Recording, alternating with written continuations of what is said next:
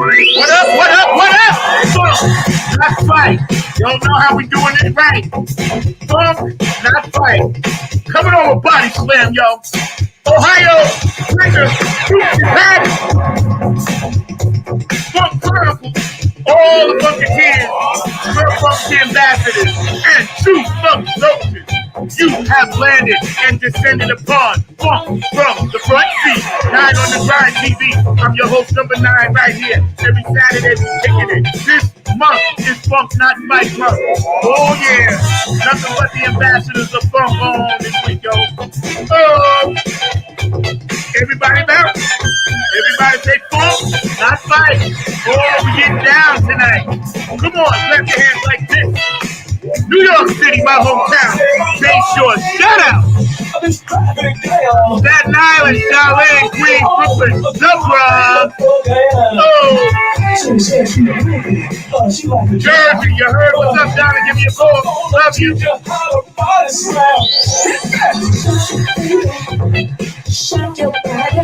From the front seat, y'all. 9 on the Grind TV. Pennsylvania, Philadelphia, Funky Philly Dewey. Detroit, Minneapolis. Everybody say funk, not fight, y'all. We'll be running that Bootsy Collins video later on. My special guest today, Tim Gillies in the house. Funk ambassador extraordinaire, y'all. Oh, I'm feeling it today, yo. I'm feeling it today.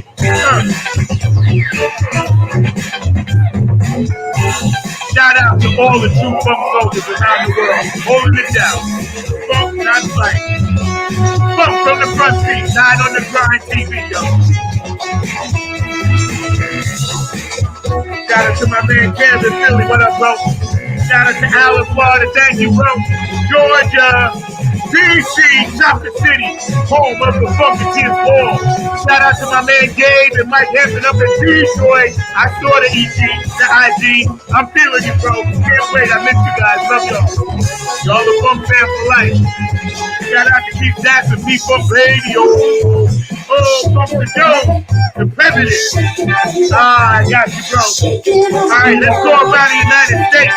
Oklahoma, we got you. Minneapolis, Detroit, Canada, Dubai, Chicago, Illinois, Kentucky. What up? I got a new fan over there. I saw the vote. Thank you. Let's pump this shit up. Oh! California, Rockford, Nevada. Oh, we got you. Chicago, we got you. New Orleans, we got you. North and South Carolina, we got you. Big love to my nephew, Pat, Virginia. I love you, bro. We got you, man. You gonna beat that shit.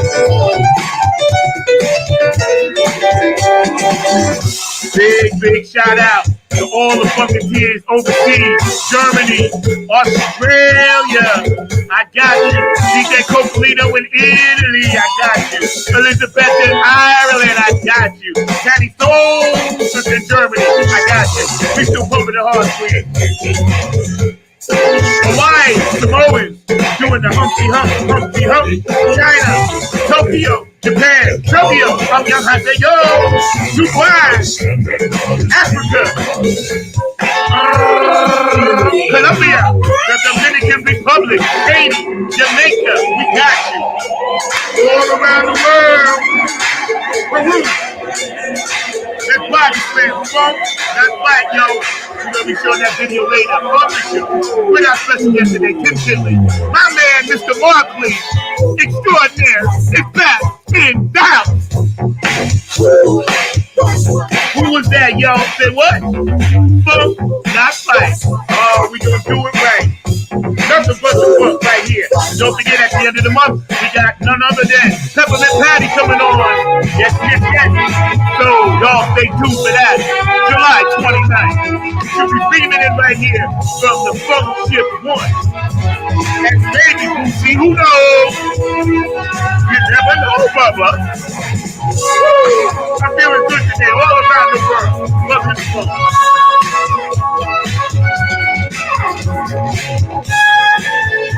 I love y'all so much, man, and thank you for all the love and support. Tony Cam, what up?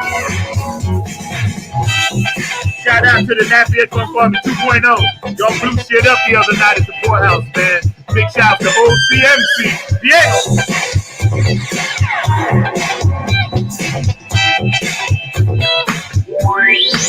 Yo, when I get off the stage and be tired, I'm just gonna do this shit here.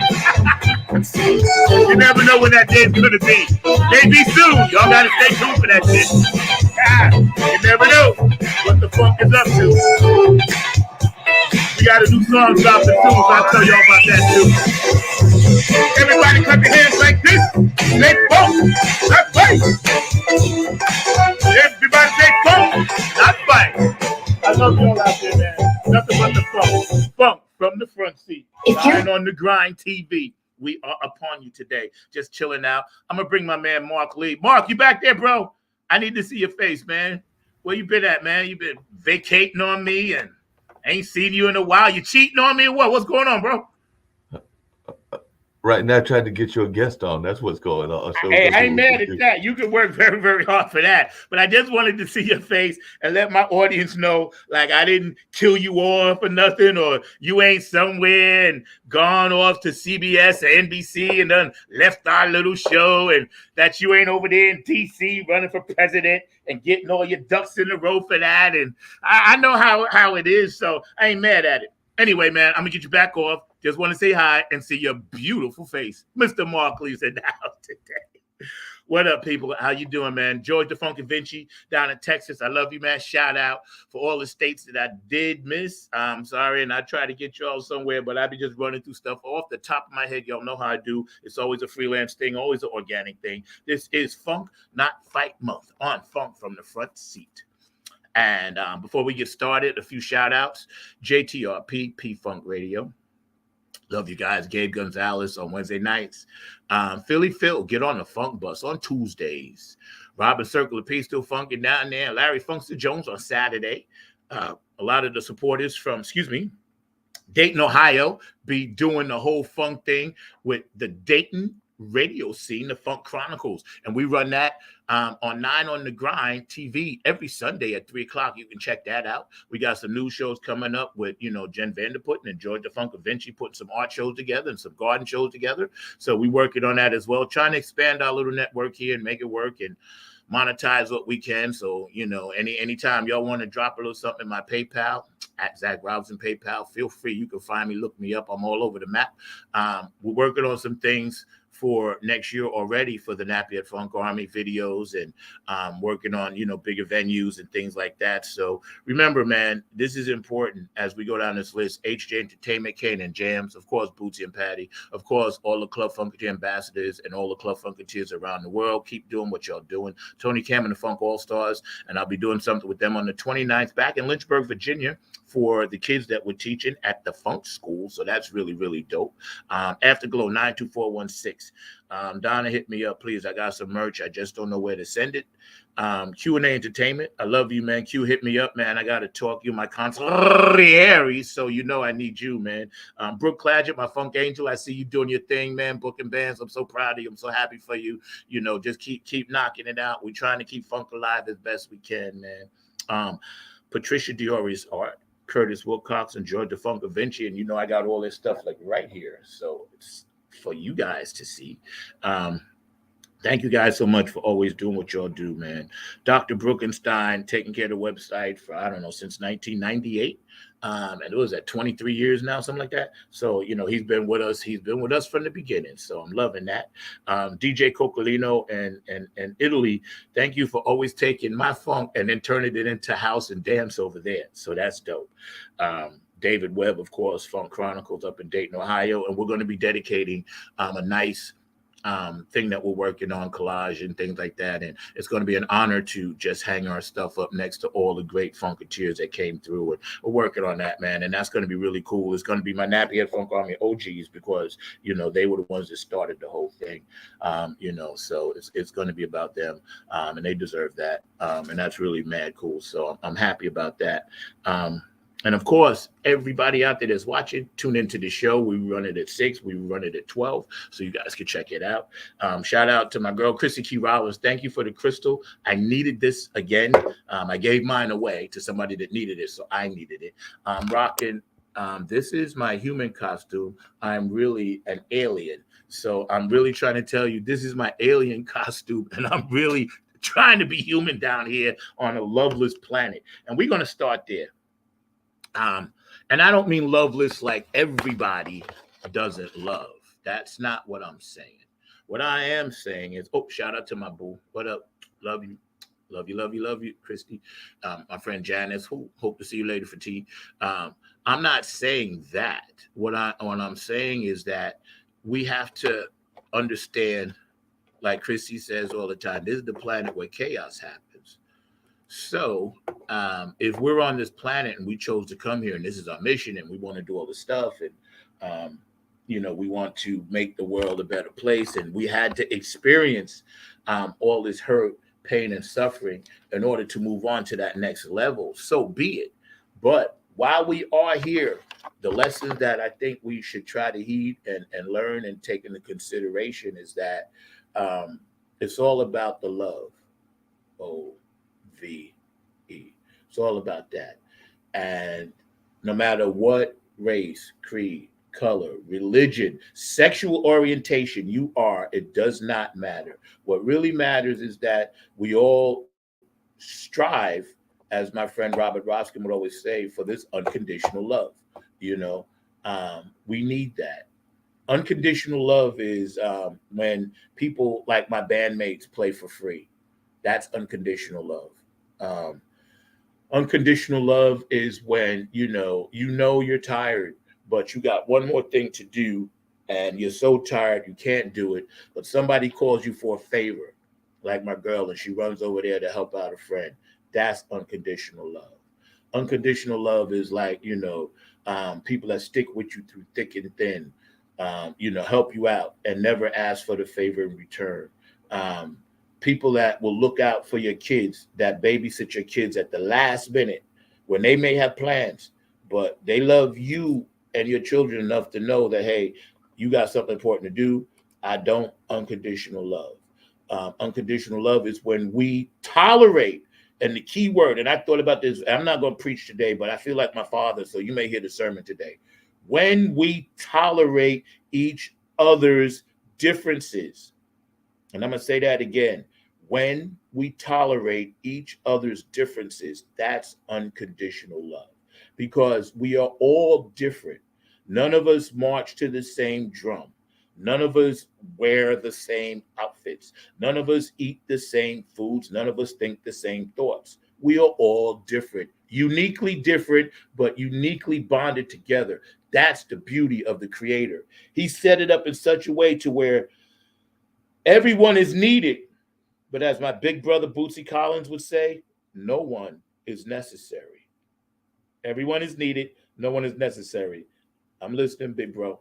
So, we need each other. But truth be told, to quote Funkadelic, we're just a biological speculation sitting here vibrating, and we don't know what we're vibrating about. The animal instinct in me makes me want to defend me, makes me want to live when it's time to die. All right? That's what we are. If you look at the grand scheme of things in the universe, we're just like whatever. Carl Sagan said it. I always tell people to read this book, A Pale Blue Dot. Okay? So as a pale blue dot, what are we going to do down here? We're just all like this nervous energy and fighting and this and that. And I hate you and I hate this and I hate that and I hate this and I hate that. And higher intelligence and higher people that vibrate at a higher level, and people that also understand that there's a bigger picture other than the one book they tried to shove down your throat. And believe me, I'm not knocking nobody's book, but please just don't knock mine. If you hear someone reference, hey, man, the Book of Enoch, or if you hear someone reference, hey, the Mahabharata, or if you hear someone reference the Quran, or if you hear someone reference the Christian Bible, or if you hear someone reference, the Judeo-Christian Bible, which I have read all of them. Trust me, I'm 65 years old. I've had a lot of time to read. Or if you hear, an agnostic, Or if you hear somebody say, hey, I may not agree with you, but I can roll with you. I got your back. Believe me, when soldiers and military men, and shout out to you guys, police officers, military, firemen, policemen, people that drive the ambulances, when they work together, they don't really care what the other person is. All they say, and I talk to a lot of people in those fields, they just want to make sure the other person got their back. And we need to take that concept and we need to transfer that to how we live our daily lives. We basically just want to make sure that somebody has our back, and yeah, I get it, Mark. We good. No worries, bro. I got it. We are trying to make sure that when we run across a situation, and as we learn and get better at these things, we don't overreact. Sadhguru teaches that. Billy Carson teaches that. And if you're ever in need of a good podcast to listen to Dana Kirkpatrick. Besides mine, listen to her. I'm trying to get her on the show, because she's like, she blew my mind, What up? What up? What up? Good morning. How are you? Have a blessed day. Thank you for tuning in. Appreciate you. When we look at people that are telling us all these good things, and all of the people that are doing this, what we feel is negative and dark energy.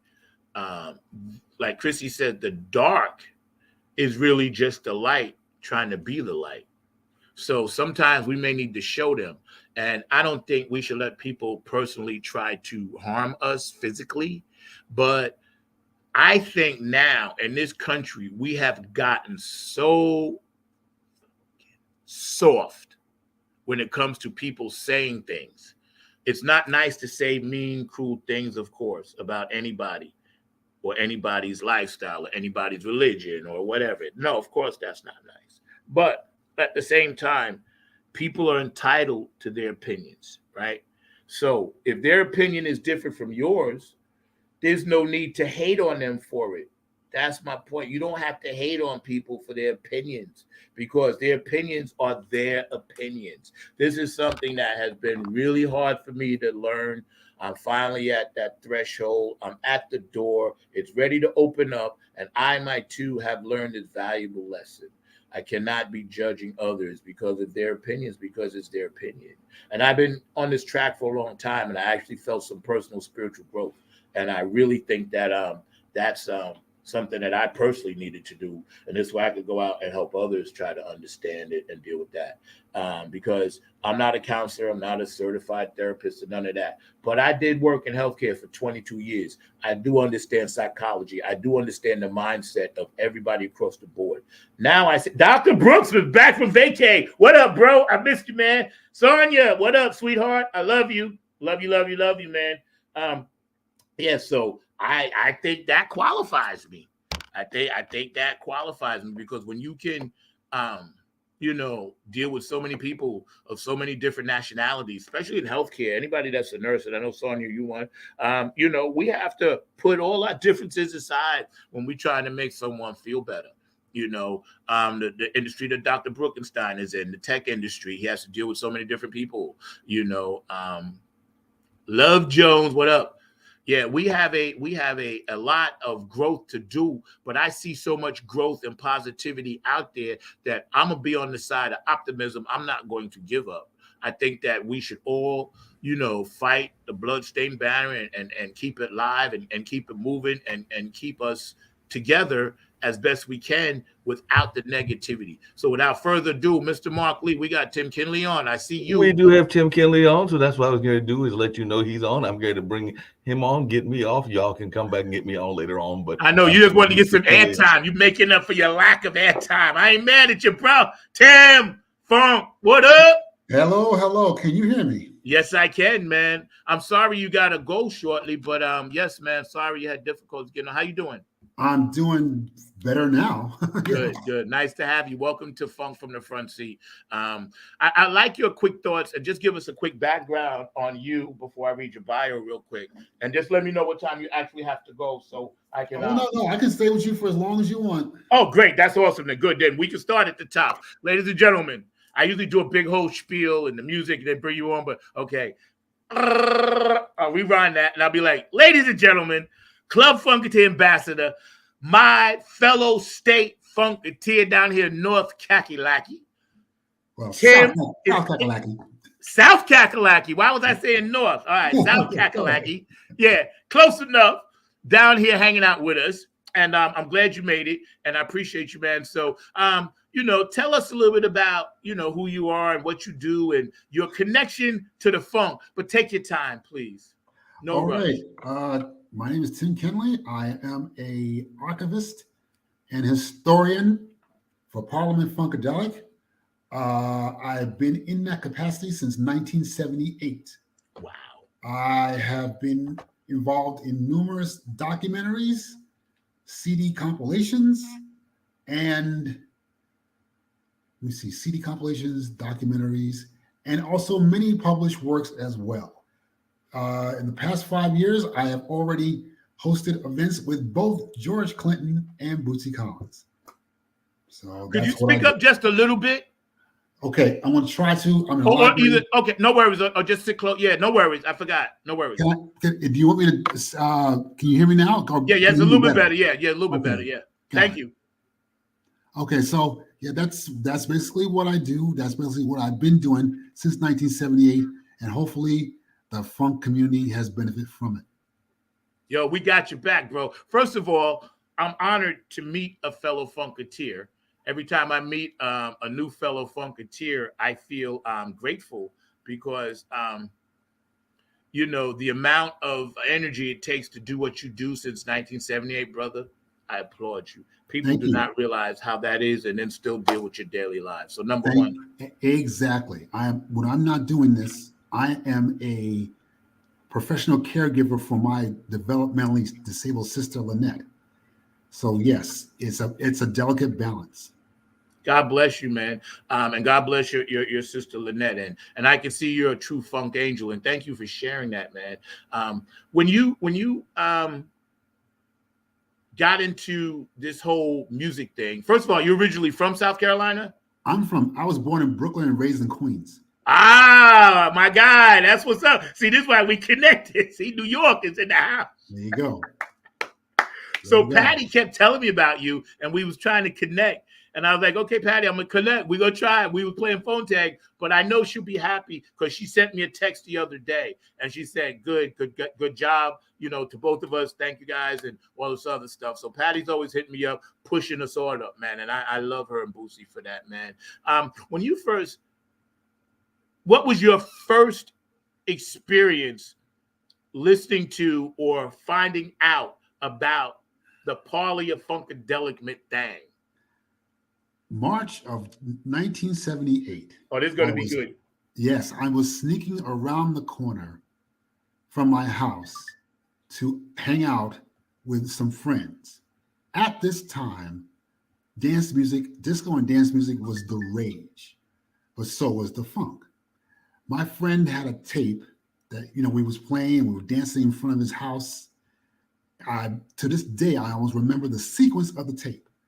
The first song was Dance With Me by Peter Brown, a ridiculous classic. And then the second song was Flashlight. It stopped me dead in my tracks.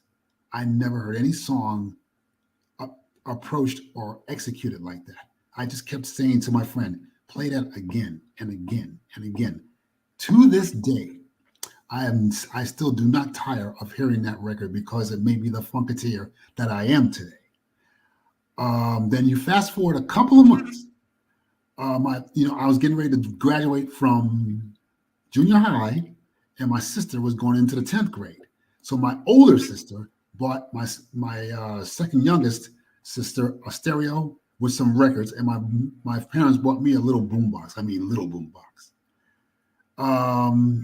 One of the records that she gave my sister was Player of the Year by Boosie's Rubber Band. And when I started to read the credits, I was like, that's the same names that are on that Parliament single.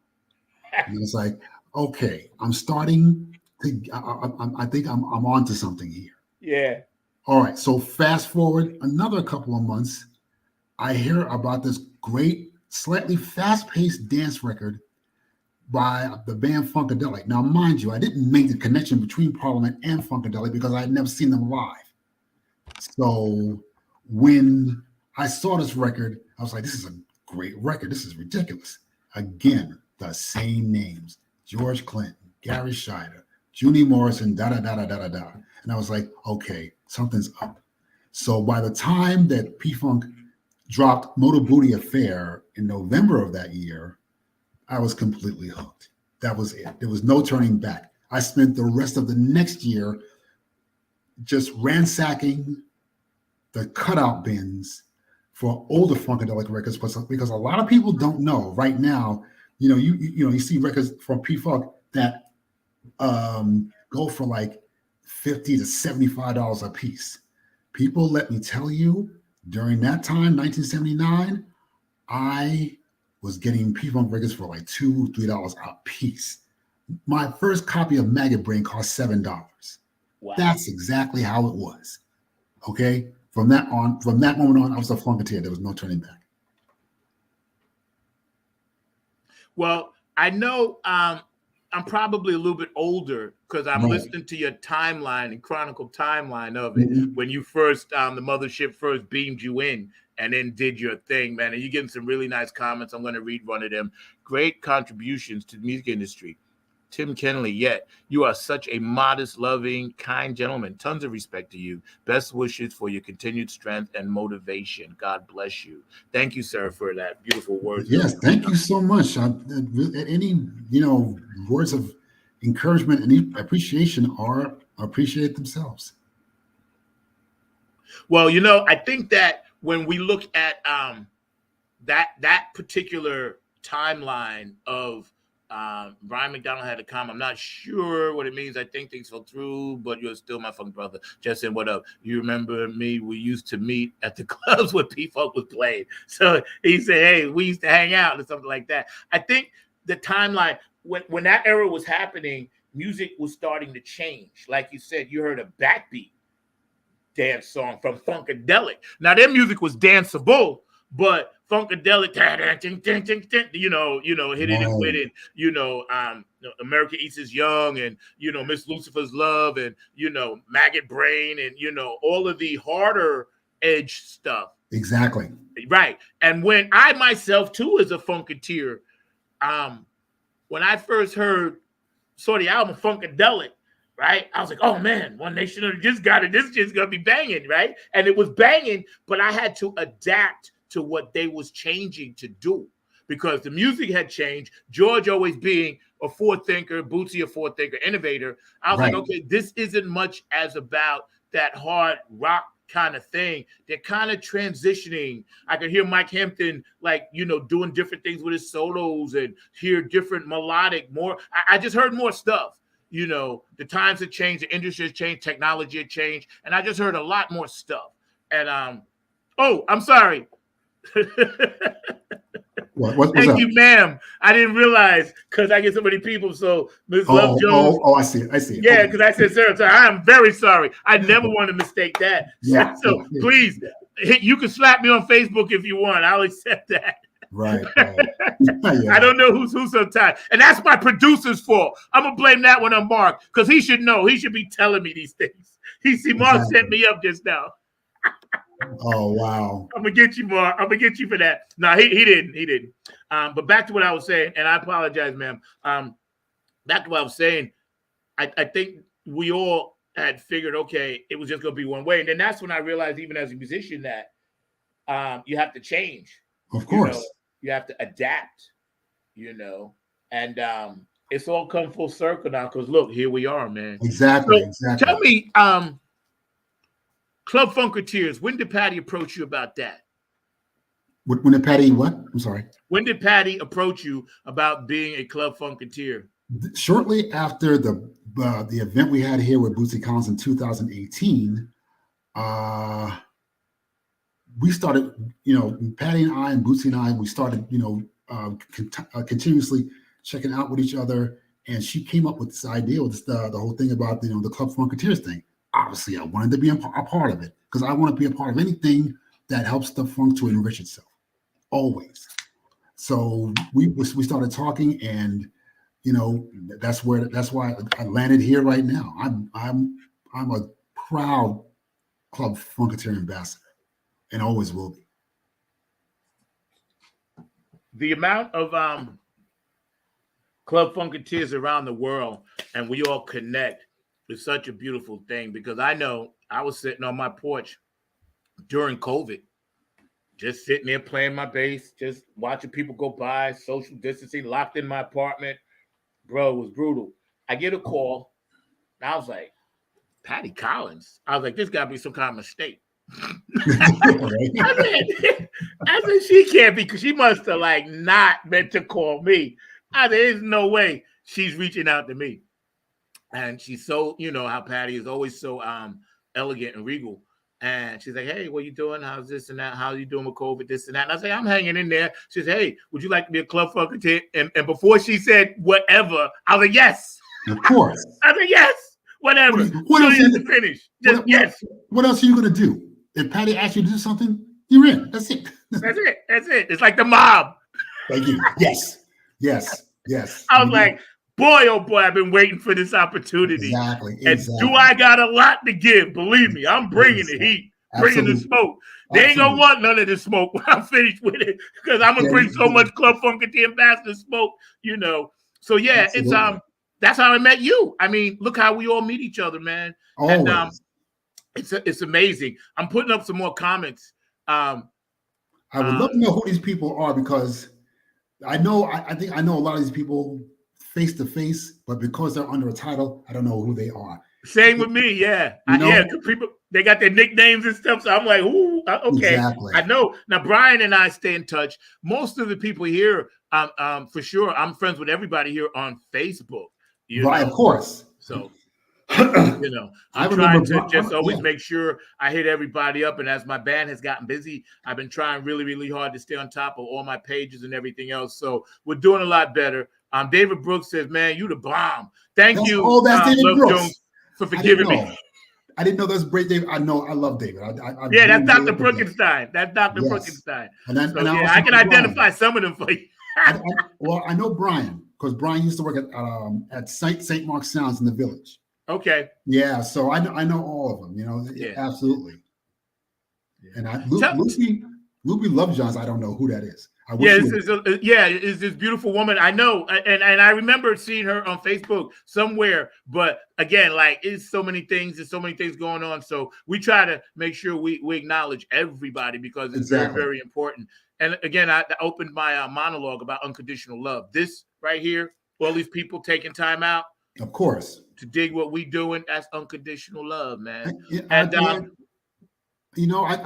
just want to jump in with something. Just organic, bro. About the COVID thing. Yeah. Because I know how you feel during the COVID thing.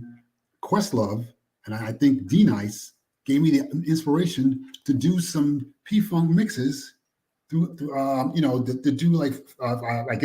Facebook Live P-Funk mixes. And I thought this was just what the people want. People are on lockdown. They're depressed. Let's put a little funk in their lives. And I was having a great time until the powers that be, sit down upon and said, no, you can't. And it wasn't just the powers that be. It was Time Warner Music. They just completely shut down, not shut it down, but muted part of any mix that I did that involved anything that they owned. And I was like, come on. Nobody, neither Questlove nor D-Nice nor myself are charging for these mixes. We're trying to make people's lives better in the middle of one of the most catastrophic events of our time, which is very little compared to how catastrophic it was, and yet they just couldn't see that. So I'm just very glad that you brought up that thing about COVID, because we needed, if we needed the funk, it was during COVID. You know what I'm saying? I think when you say catastrophic, I think you're definitely pointing out something that was undersold and overbidded, if you understand what I'm saying, because we forget we're still in a kind of malaise, you know. We're still post-COVID PTSD-ish, trying to find our niche again. Right. You guys are blowing up the chat line. I love y'all. Keep it up. I'm going to put them up. Boom, we roll with it. And I think Funkadelic and P-Funk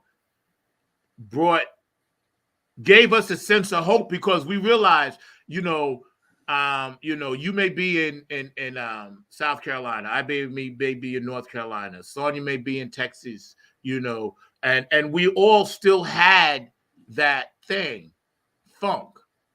You know, they couldn't take that away. No. They couldn't stop that music, because the internet said, listen, here's the one good thing y'all could do with the internet.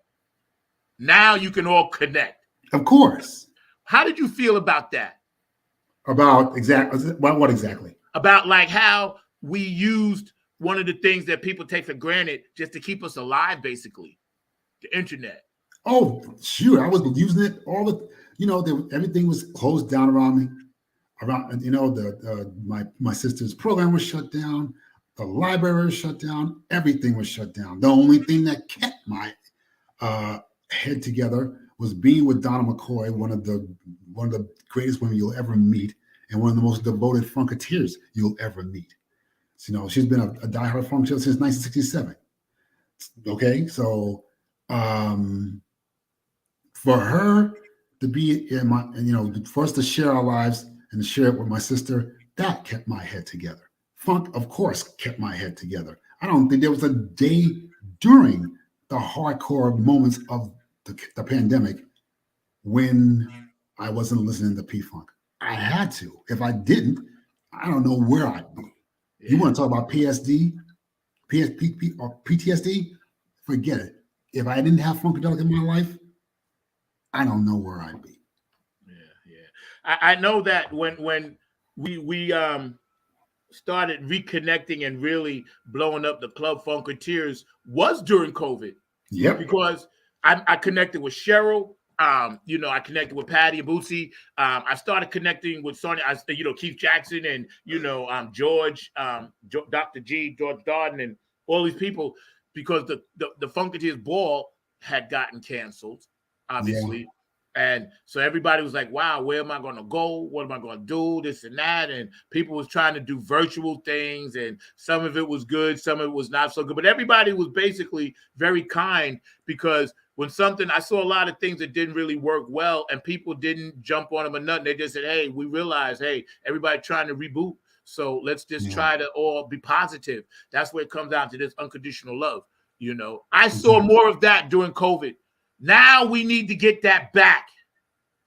It's a shame that, no, it's not a shame, because I guess it's just it's part of humanity and part of the human condition.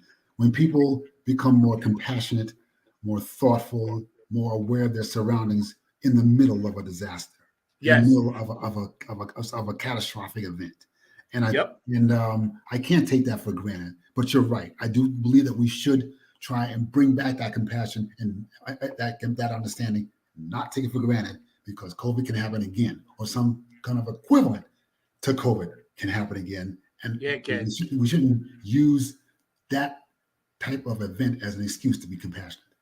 Let's just be compassionate 24/7. Let's be understanding 24/7.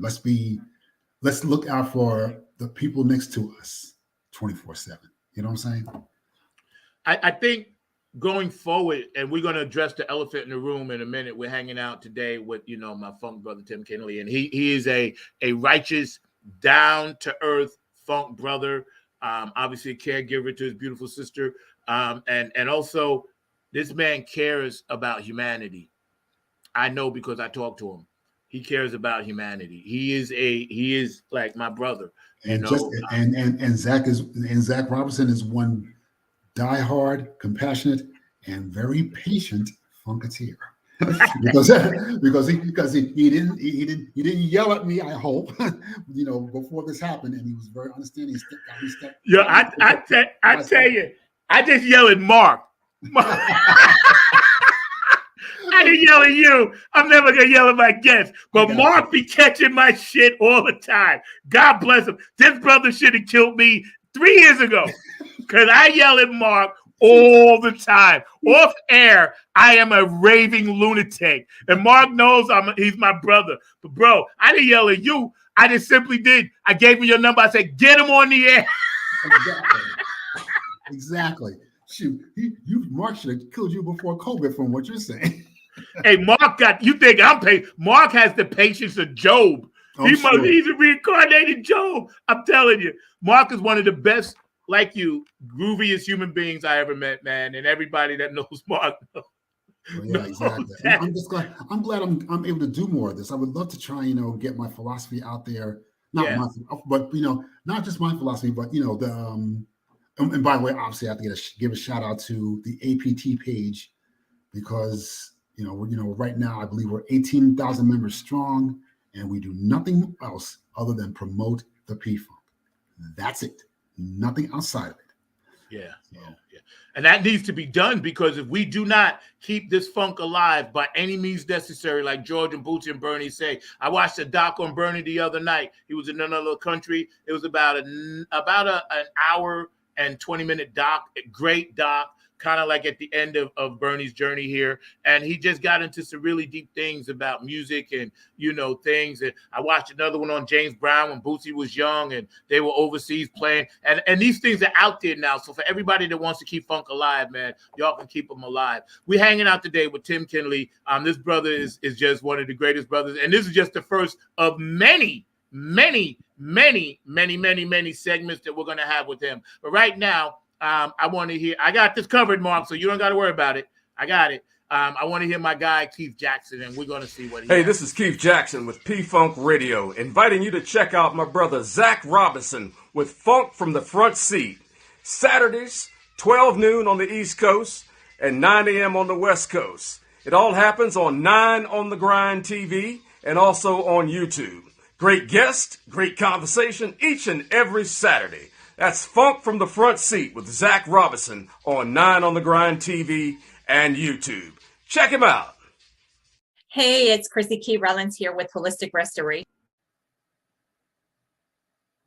Okay.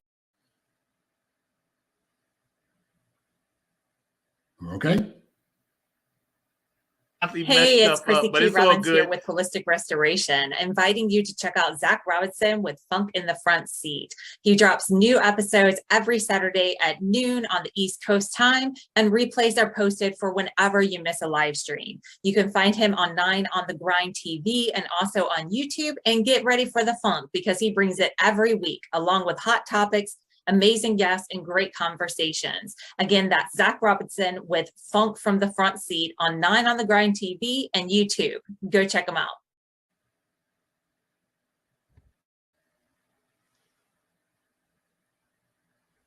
Love her, man. She does a lot of good things. Hey, this is Jen Vanderputten.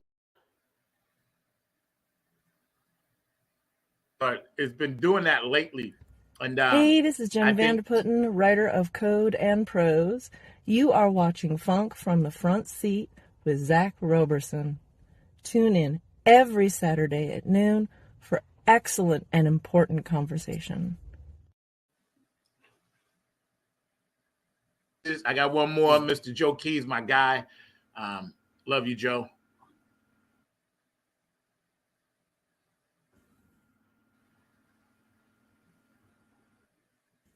This is Joe Keys of Joe Keys and the Late Bloomer Band.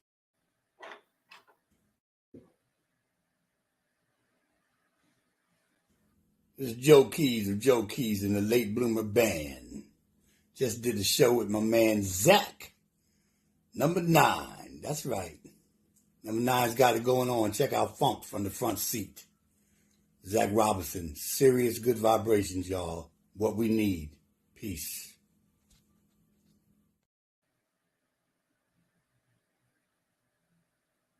He must have came in with you when you was glitching, and he snuck in with you and is trying. Sir Nose. He's trying to. Okay. Okay. He's trying, man. So, but don't worry, we got the power to one. Absolutely. Before we watch this video, we're going to check this out. But I want you to tell our audience and explain to them, what does Funk Not Fight mean to you? Hopefully it'll mean something that will help to address the tide of violence that we are seeing all across the country. Here in South Carolina, in Columbia, a young man, I believe he was like 13 or 14, was shot and killed by a gas station owner. And it was later found out, it was suspected that he had stolen something, but then they examined the video footage and found out that he had not stolen a thing.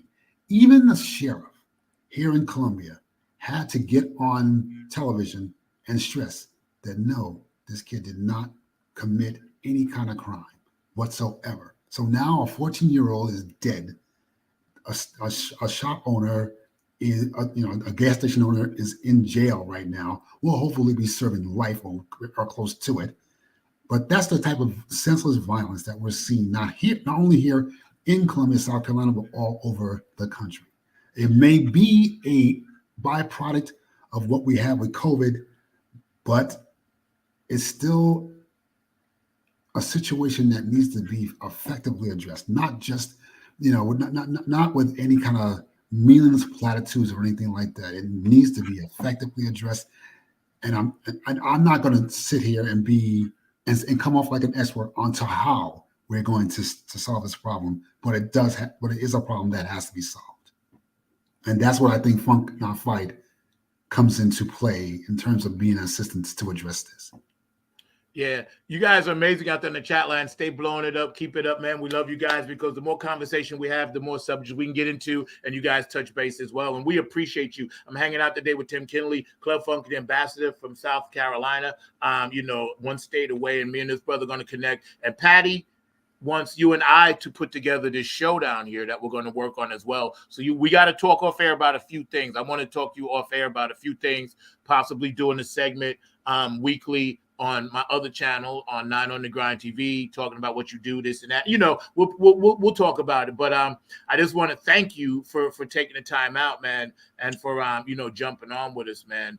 I want to before I put this comment up, I just want to say, the devil's advocate, please accept the humble apology on behalf of Warner, but potentially understand it is a tough, litigious system that is till this day playing catch up to ensure all talents, artists, musicians receive adequate, fair compensation for all their contributions. It is a long line, dated back to the 70s. And, you are absolutely right, Love Jones, because we have to remember a lot of times what we want is not always what we get. And I know that from being in the music industry. Sometimes we have to take, the bread and then go somewhere else for the peanut butter and then go somewhere else for the jelly. But before you know it, if you stay persistent, you will have a sandwich. And thank you for those comments. Keep them coming in because they're very, very important. May I respond to that? Yeah, sure. I understand. I guess I'm pretty sympathetic to where that person was coming from, but this was for most of us a once in a lifetime event. People we all know people that perished because of COVID. Bringing people like D-Nice and Questlove and everybody else that did the same thing, I don't think infringed on anybody's rights. In fact, I would be totally sure that every artist that was played during those mixes loved those mixes and loved what we were doing, because we were making an extremely unfortunate situation a little bit more bearable. That's why I think just once the companies can, I don't want to say look the other way, but just read the room, read the world. We were all suffering from this. And what we were doing was not even a drop in the bucket in terms of trying to make people's lives a little more bearable. That's all I have to say about that. And let me just add this, and I love this conversation. This is great stimulation because this is what happened to me. Now check this out. I was playing my own music. Mark can attest to this. Bruh, I came on with Revolution, song that I wrote, my music on my CD, this and that, right? And Facebook sent me a fine. And then I texted them back. I was like, they was like, because, you know, we get dinged. Like when I play Bootsy stuff, whatever, I get a ding. Hey, you know, it's going to be cut out in this country, that country, this and that, right? Yes. I ain't mad at that. I get it. Hey, I'm all for protecting artists. So I wrote Facebook back a nice email. And I said, you know, sir, madam, thank you for the attention to covering and making sure artists and royalties, you know, I worded it very properly, you know, have attention to it and they know. And then they said, yes, you know, your song Revolution, this and that. I said, but I'm the guy, right? I said, it's my music. I said, I was just simply playing my own music in my apartment. So I think they're trying to work out the bugs. A lot of this stuff has to do with algorithms. It's right. involved, you know. So I love this conversation because basically what George and Bootsy and them are saying is take the radio back.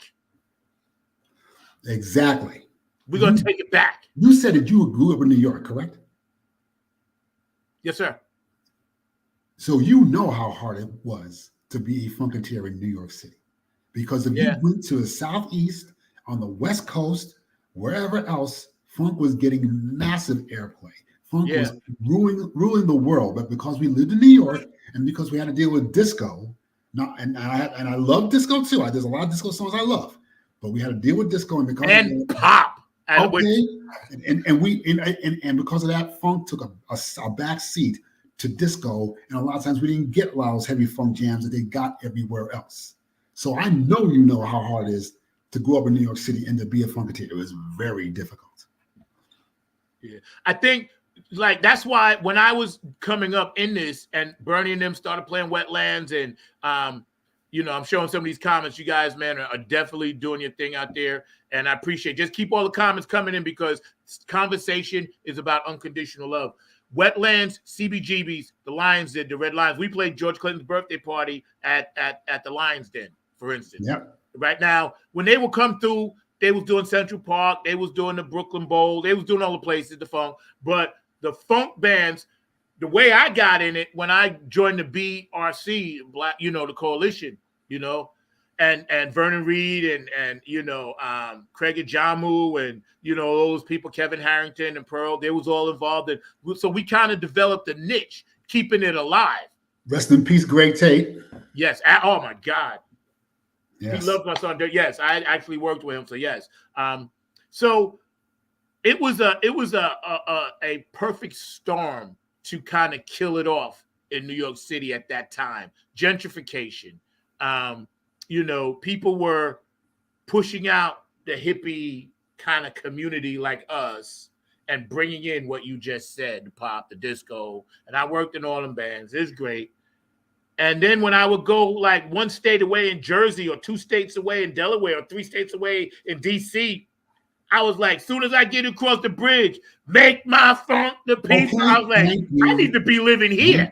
Thank you. Exactly. I went to South Carolina to visit relatives in 1980.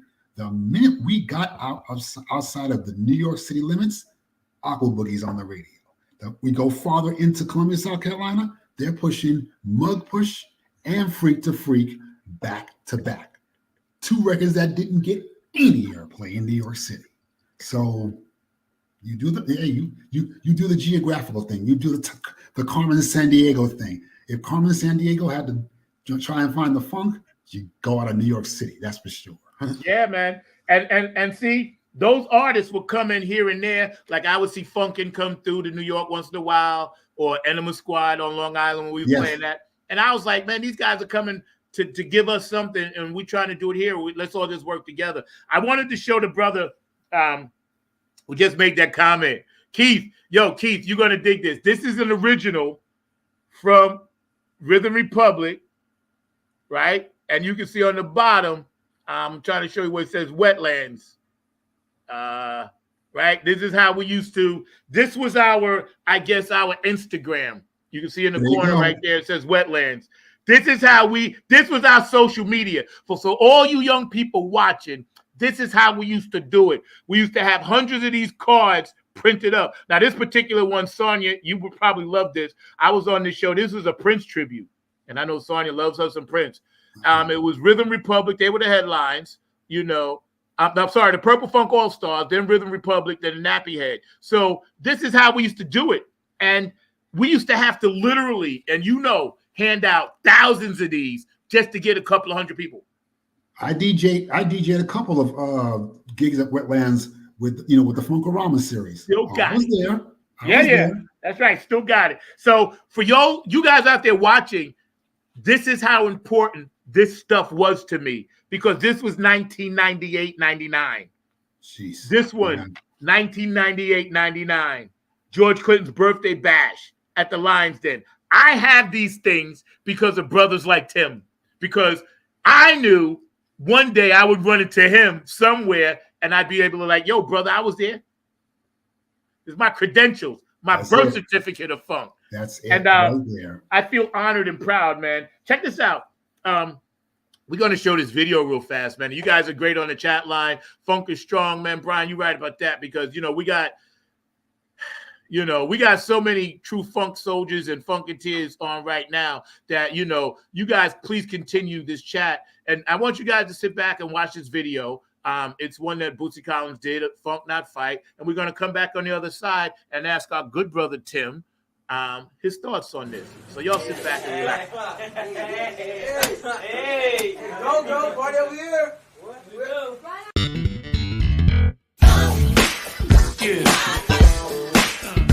I'm not a fighter, but I'm a lover.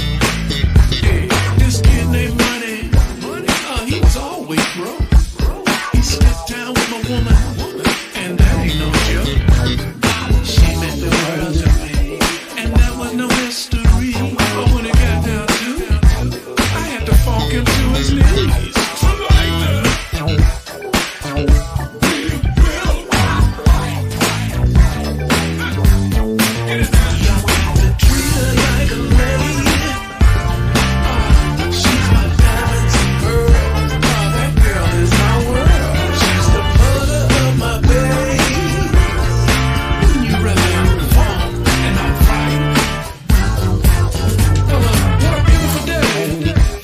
In the neighborhood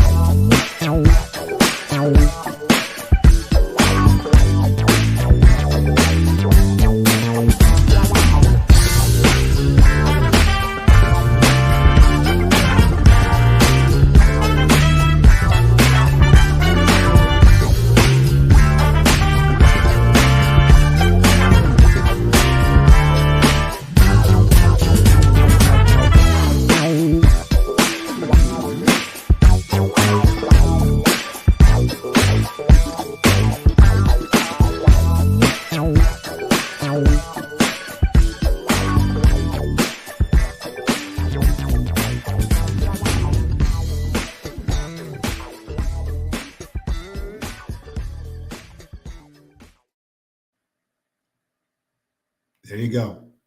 Funk, not fight. Y'all feeling that? Y'all get it now? You true funk soldiers on this line, take this unconditional love that Tim is putting out, that I'm putting out, that Mark Lee's putting out, that all you guys are putting out. I'm telling you, we can do this. Absolutely. We can do this. Absolutely. Funk, not fight. Come on, y'all. We got some great comments. We're going to get to some of them in a minute. Then I'm going to ask you your thoughts on the video. First of all, I wanted to go back to my man. He said, Funkorama, the wetlands, and nothing but the funk. So Keith, man, I love you for that because, bro, people don't even remember that. And thank God, man, you can bring that up because that warms my cockles of my heart. Smoking joints in the parking lot, they're going in and just getting completely funked up. Right. It was the bomb. And Sonia, thank you because, yes, I knew you would like that because it had the Prince sign. So thank you, sweetheart, for that. My guy Al Rashad, I gotta shout him out because Al, of course, this brother, man, I played with him back in the day, him and Jeff Robeson, and I just want to shout out real quick, and we'll get back to this, but I gotta shout this brother out because I just sent him some tracks down there. He made sure some sax work got done. He played bass guitar on my new track that's coming out, Flag on the Funk. This brother Al Rashad and his son John is one of the most insane type of nastiest mugs out there. And trust me, follow his music, follow his brother, follow his son John, and their music is just insane. So that's all I can say. And he plays on my shit, so trust me. He hooked me up with the dope sax player. And yes, Marcus was in the house with the funk. Yes. Absolutely. And Sonya, thank you for this comment. Love the video, amazing artist, funking it up with Bootsy. Bootsy's the man, you know. He does what he does, man, and you know. They're all our big brothers, aren't they? Yeah, man. Hold on. Let me get to Brian's comment real quick. DJs played on the radio. What people wanted to hear got paid instead of playing real hits. Yeah, you're right about that. And that's why we got the internet now, bro, because we're going to change all that shit. Dennis Chambers, Victor Wooten, Marcus Miller, Cindy Blackman, Rhonda Smith, Phantasma. Wow. Yo, Buckyhead. How can you go? You know what I'm saying? Not to mention Bootsy. He's coming off. You know, Bootsy's so cool. He'd be like, listen, you guys can start the game. I'm going to come off the bench and still drop 30 on you. Okay. That's it. That is it. Yo, can you imagine? Yeah, that was dope. Thank you, man. Thank you, Dr. Brooks. Love the video. Can you imagine the auras and energies in that space when all them cats was putting that together, even though they could have been in different spots, but just theorizing in a perfect world, Victor Wooten, Marcus Miller, Bootsy Collins, Cindy Black, just those beautiful men and women. Just my God. Which is probably the reason why that song sounds like a continuation of, I don't know if you remember Bass Rigged System from the what was it, Worldwide Funk LP? Yes. Yes, that record, the record Funk Not Fight, sounds like a continuation of that. That's why I dig this record, this current record so much, because it takes up where that last record left off. I mean, Who else could get those people in a room other than Bootsy? That's what I'm saying.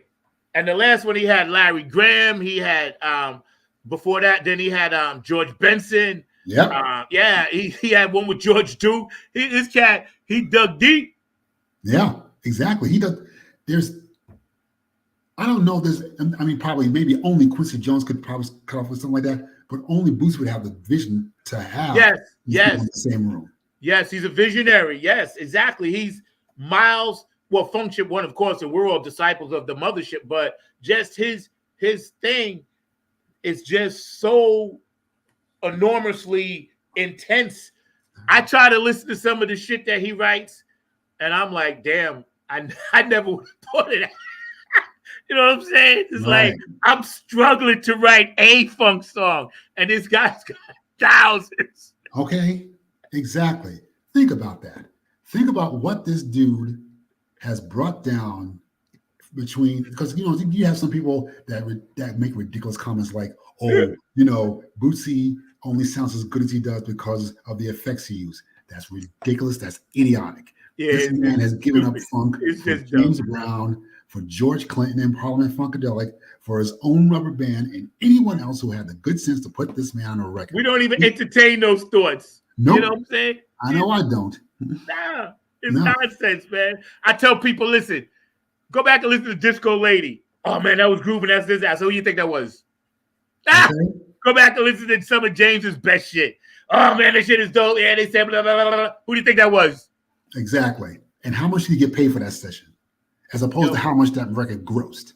Yo, man, let me tell you, those cats are geniuses, man. I want your thoughts on this new video, Funk Not Fight.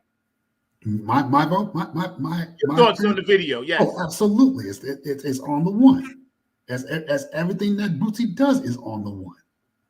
You know, he brought everybody together for a common cause and didn't leave the funk out of it. That's all I need in my life. Dr. Brooker said the power of the one, Bubba. Now, I don't know who Tim, we need more of that collective funk spirit. I believe Tim shot the video. Did you shoot that video? No. No, I think that was, what's his name? Uwe. Uwe. Oh, right. See, I've been trying to get him on the show since like last year, but I know he's going to come on eventually. I'm going to let this comment ride. Please rest assured, you are coming into my radar. Has been no coincidence. Know that you and this movement is of utmost importance to my heart, for you are at the heart of soul and funk. It is my intention to strongly advocate and support you all. Thank you. The way. God bless. You rock now. And now I'm sorry, it's very, very small for me. Oh, okay. Let's see how heads can unite, communicate to mitigate the best solutions for the great effort. Forgive me for my reading, but when it comes on my screen and on the bottom, I'm trying to really read it really small. So thank you for that, Love Jones, because, we need more positive attitudes like that. Can you ask her? I don't know. I know people want to go by their internet titles, but since she knows me, I'd like to know who she is, because I know I've come across a lot of hundreds of Funketeers over the years, and I would love to know who she was. Yeah, she's probably somebody I encountered in New York. Maybe she'll reveal. I know who she is. I swear I do. Because I know I connected with her at some point, some kind of way. Because I just be sending random shit out to Funketeers. If you got the P-Funk sign up, and I see anything with P-Funk or George Clinton or Bootsy on their page, I'm probably going to hit you up to, hey, what up, friend? Thank you. Exactly. Yep. I want to get back to something that is very cool that Brian brought up. And let's try to look at this from two different sides. Like, now that we're in this era, how do we optimize Funketeers earning money and getting paid? And I would like your thoughts out there in the chat line. How do we do that? That's the one thing that's very hard. I think Black music, I think, has moved too far away from the funk. And therefore, it's actually hard for us to even make a living off of this music, much less try and move it forward and move it into other chapters.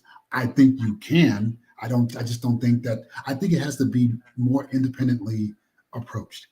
Like what you're doing, what other people are doing in terms of promoting the funk or promoting their own funk.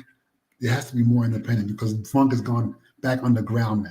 And I think the only way for it to survive is through independent, more independent energy, I think. Yeah. I it's hard. It's funny you say that, because, starving artists, I can tell you what that's about right now, right? And this is not saying the struggle ain't real for everybody, but just trying to do the music thing, it takes so much revenue just to, try to earn back a little bit. Merchandise, and then you got to worry about paying the band, and then you got to worry sometimes you may have to bring sound and rent equipment, and just it's so hard right now being a band leader. It's not like it used to be where cats were like, hey, I'm down with you, let's just go. It's like now people want to get paid, and I can't blame them. They're working hard, they're doing this music, they want to get paid. This is why I really work in the studio with just like myself and two other people.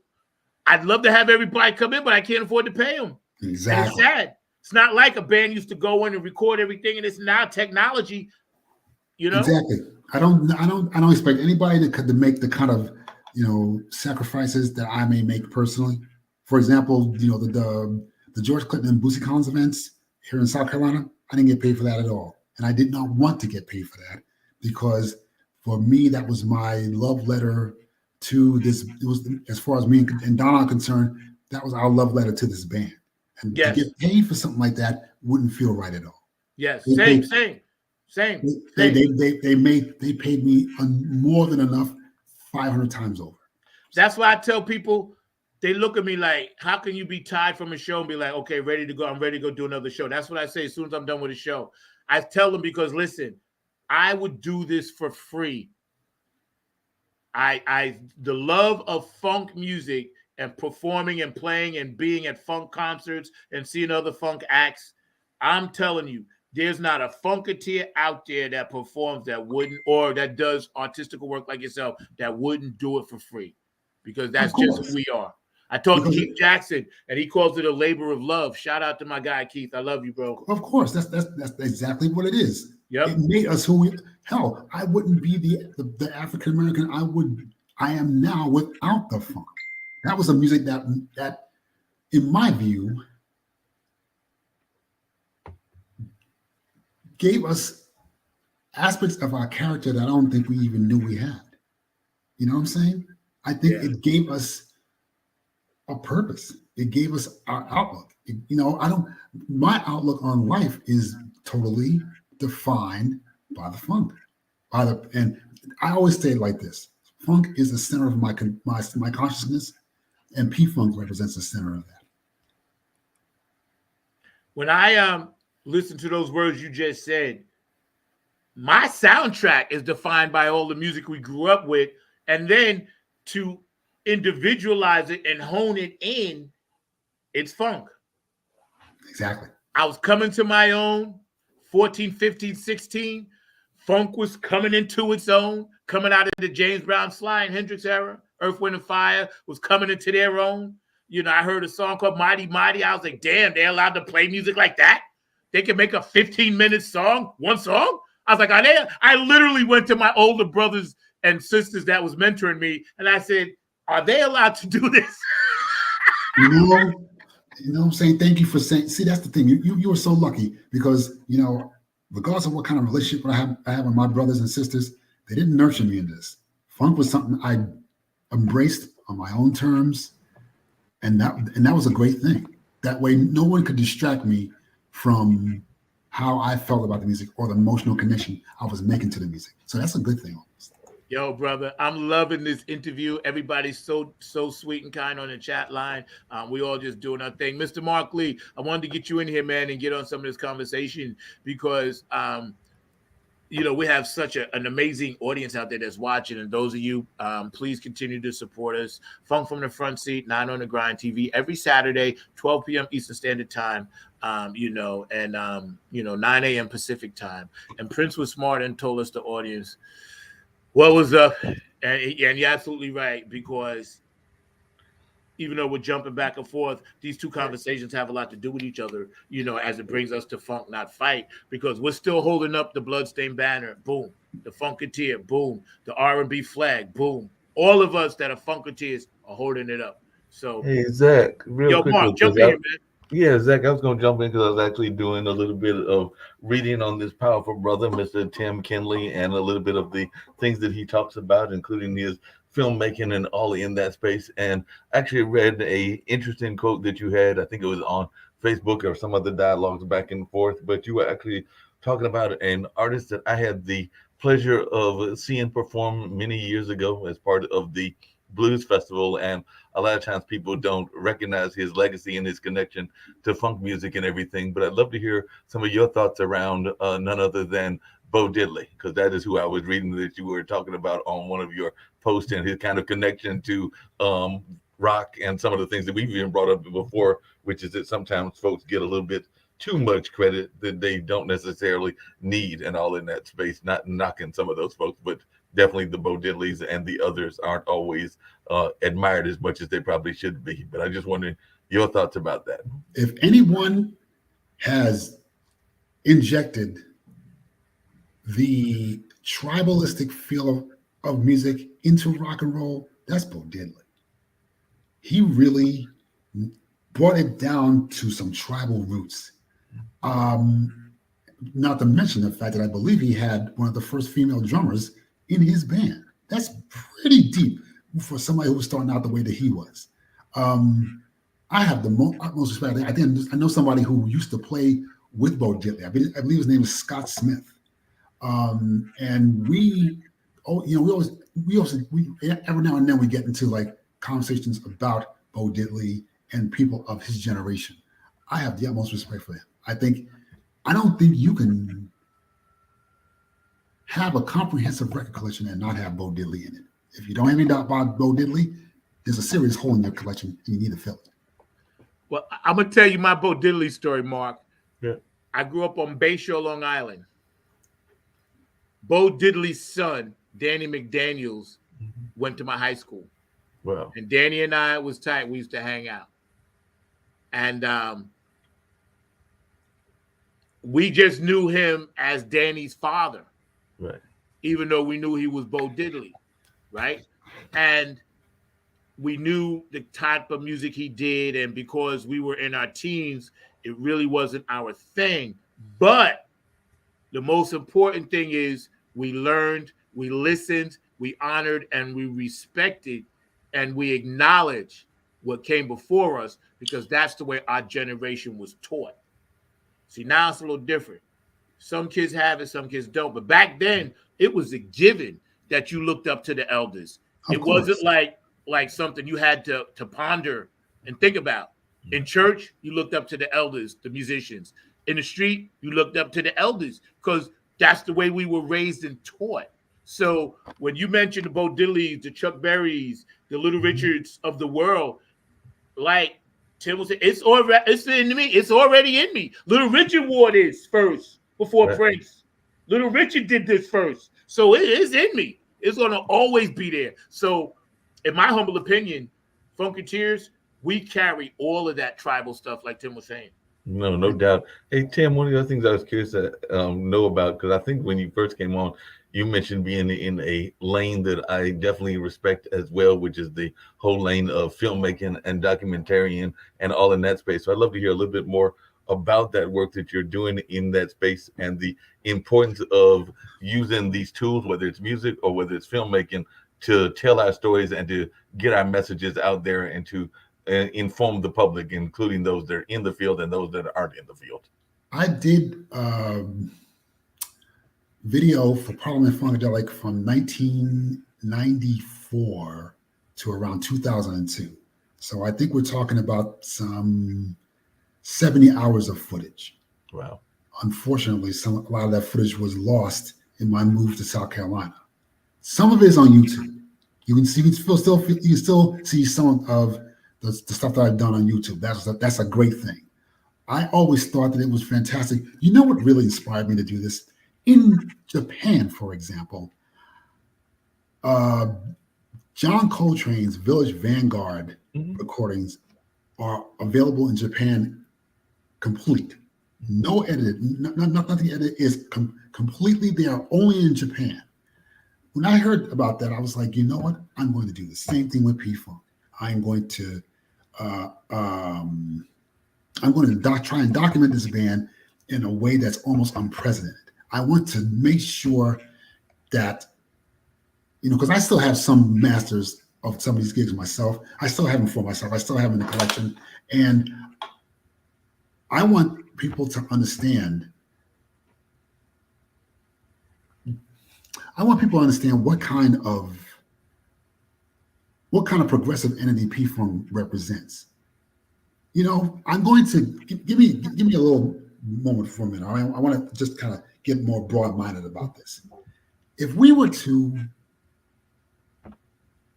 assess all of the movers and shakers in popular Black music from the start of what we can call the rock and roll era, from 1955 on down, every one of those people, every one of those individuals met a particular criteria some point in their careers. And that is, they've all scored top 10 songs or top 10 albums on either the Billboard Hot 100 or the Billboard Top 200 singles charts.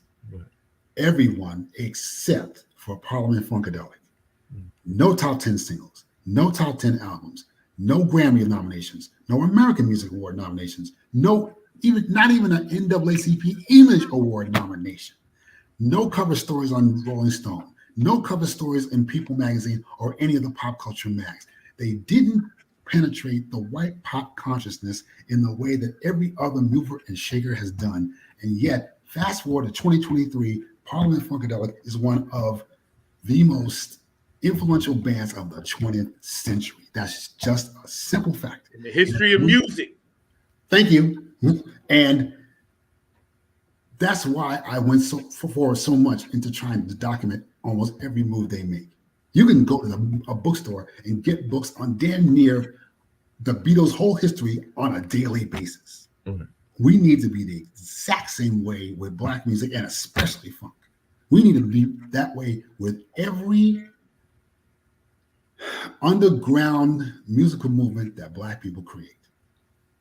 Amen. I had Danny on a couple of weeks ago, and he did that book that's coming out. He's going to come back, and it's deep. I am looking forward to that book a lot. Yo, man, I'm telling you, I got a little few behind the clip excerpts of it. Yo, let me tell you, you, him, people like that are doing this, we trying to just push this thing. That's why I know we're going to succeed, because God gave you the will and the strength to actually do it. And everybody on this thread is down with this 100%. And Absolutely. I know they are. I know Absolutely. They are. I know they are. I know they are. Down and everything. Doing that book because it would be, because I know a lot of us listen to these P-Funk records like, who is that on bass? And we like to guess. You know, we do guesstimates. That doesn't work. I've been corrected so many times in terms of who I thought played on a particular record. So I'm glad he's coming out with this. Yes, me too. Me too. Because I know there was times when Boosie would play something and then you hear a little bit of, say, maybe George said, okay, Boogie's just do this part there. You can hear the two bass lines melting together. So we always play the game. We never knew if he was right or wrong. Exactly. But we said, hey, who's this? Who's that? Exactly. Okay, Mark, if you want to, I know Mark want to say something. Oh, yeah, I was going to ask you a question because Zach knows this about me and everything, but I am a lover and becoming more of a lover every day of funk music. And definitely Zach has brought me into this fold and everything. But I have historically been a fan of jazz and blues for a number of years because of my own family history and the radio history and all of that. But I actually think that there is a intersection, and I'd love to hear what your thoughts about this, that isn't talked about enough between funk and blues, which is that whole notion of Southern soul. Because when I look at the Line Dancers and I look at a number of others, that is an intersection that I don't think is analyzed enough, but I'd love to hear your thoughts about that, Tim. My personal opinion about that is I think that we have to look at the evolution of Black music in a different way. I look at what we've done, what we've accomplished since the birth of rock and roll before, as the evolution of blues theory. Mm-hmm.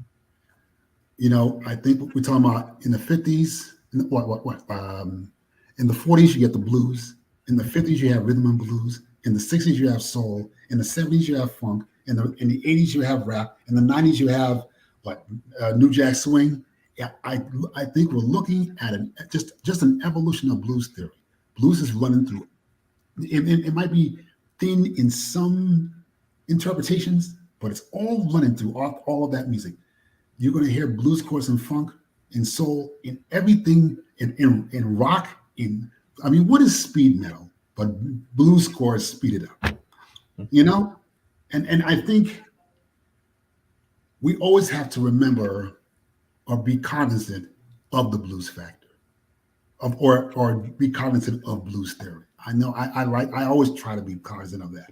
I always find myself gravitating more to those who represent or are dedicated to that evolution. Mark, can I jump in on that for real quick? Please. I was like I told you, I watched that doc on Bernie, and everybody should watch it, man. And he basically said something, Tim, that I'm sure you would agree with, kind of like what you just said. He said the guy kept asking him, and you could tell Bernie was getting irritated because the guy kept asking him, well, what about, you did a complete, concerto solo when you was 4 years old, and you wrote this and wrote that. By the time you was 8, you was playing with symphonies, traveling, doing this and that, right? And doing classical music. And he said, what, how does that work? And then they said, what about, the different instruments and things that you use? And Bernie basically broke it down like this. And I listened to this very carefully. The guy said, because they played like Joyful Noise, then they played Flashlight, then they played some songs, and they was asking Bernie to comment on it. And he said the guy said, well, wow, when you did this part, what was you thinking about it when you did that? And Bernie simply said, all the music that I've ever heard and learned and was taught and play is just all music. It's all relative. He said, I put a classical line in Joyful Noise in the back, but then use the string lines from that. I play Bach and Beethoven in certain things on the piano, but then he said, I put myself in it. And then I heard blues. I heard this. So I think it's like you said, what you was asking about, it's all relative. Mm-hmm. Going back to what Tim said, that was just, my comment on that. Just look at Chocolate City. Chocolate City. Oh God, yes. Chocolate City is what, if I were using the right word, confluence of jazz, classical, and funk, right, that street sound. Exactly. It had that urban jazz street sound. Like Chocolate City was like you was right there in the living room and they was playing it.